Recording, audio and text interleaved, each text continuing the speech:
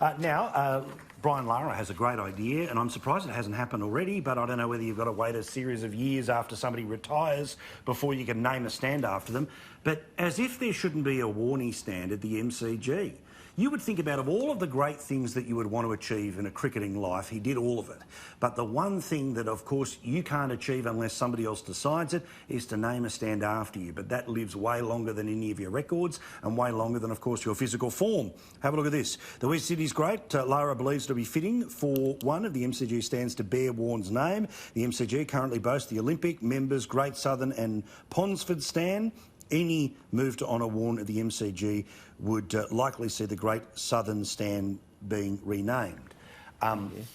Sure, but Warne deserves that sort of an honour, wouldn't you think? I mean, this is an iconic cricketer, and we're not just talking about pants man and all that silliness. Like, the iconic nature of him at different stages of Australian cricket, how he championed different parts of Australian cricket. He never got the chance to become the captain because of personal this, that and the other. But wouldn't you love to be able, when your kid asked you in however many years, who was Shane Warne? What's the Shane Warne stand? To go back and tell them the story of that ball in the Ashes, to go back and tell his stories about Boxing Day tests, to even talk about how the bloke was so into Aussie cricket that, of course, he found a way to play on way past his retirement in things like the Big Bash League, man.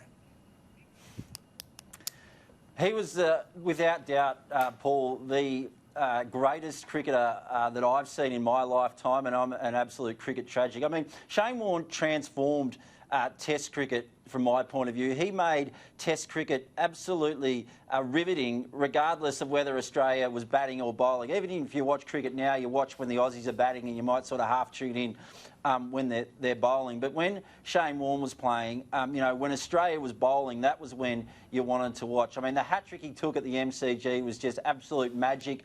There was, of course, the Gatting ball that you talk about in England.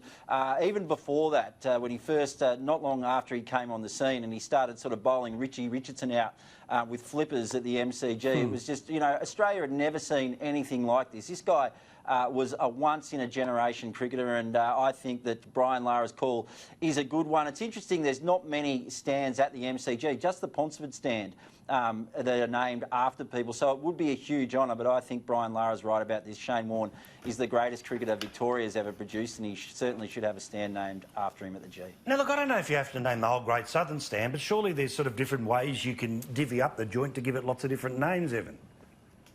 Yeah, the head of the MCC came out and said they're not looking at changing names at the moment. Well, as a humble MCC members, there's certainly plenty of bars they name after people, so maybe that could be an option.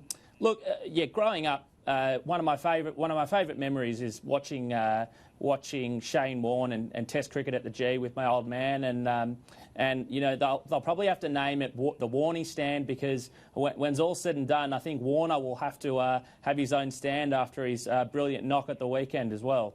Yep, we'll see.